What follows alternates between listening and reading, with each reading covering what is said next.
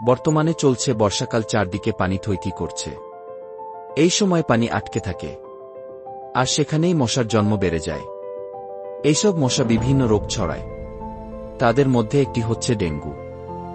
Dengue একটি ছোট মশা থেকে ছড়ানো ভয়ানক ভাইরাস। প্রতি বছর এই জ্বরে প্রাণ হারায় হাজারো মানুষ। ডেঙ্গু হল একটি ভাইরাসজনিত জ্বর যা এডিস মশার কামড়ে ছড়ায়। বিশেষ করে সকালের আগে এবং বিকেলের পর এই মশা বেশি সক্রিয় থাকে। ডেঙ্গুর কারণ: এডিস ইজিপ্টাই নামক মশার কামড়। জমে থাকা পানিতে মশার প্রজনন, যেমন ফুলের টবডাবের খোসা, টায়ার, ফ্রিজের পেছনে পানি, অপরিষ্কার পরিবেশ।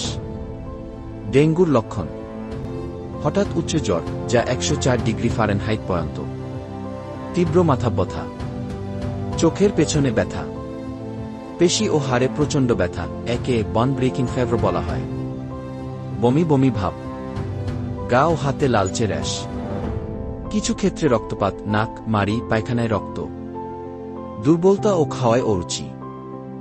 ডেঙ্গুর প্রতিকার: ডেঙ্গুর কোনো নির্দিষ্ট ওষুধ নেই, তবে সময়মতো চিকিৎসা নিলে ভালো হওয়া যায়।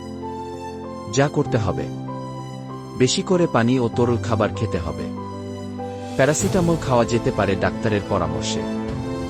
রক্তের প্লেটলেট লেভেল নিয়মিত পরীক্ষা করা। অ্যাসপিরিন বা আইবুপ্রোফেন না খাওয়া। প্রয়োজনে হাসপাতালে ভর্তি হতে হবে। সতর্কতা ও প্রতিরোধ: মশার কামড় থেকে বাঁচুন, মশারি, রিপেলেন্ট ব্যবহার, বাড়ির আশপাশ পরিষ্কার রাখুন, কোথাও পানি জমতে দেবেন না। ফুলের টব, কুলার, টায়ার সপ্তাহে 2 বার পরিষ্কার করুন। শিশু ও বয়স্কদের বেশি সচেতন রাখুন।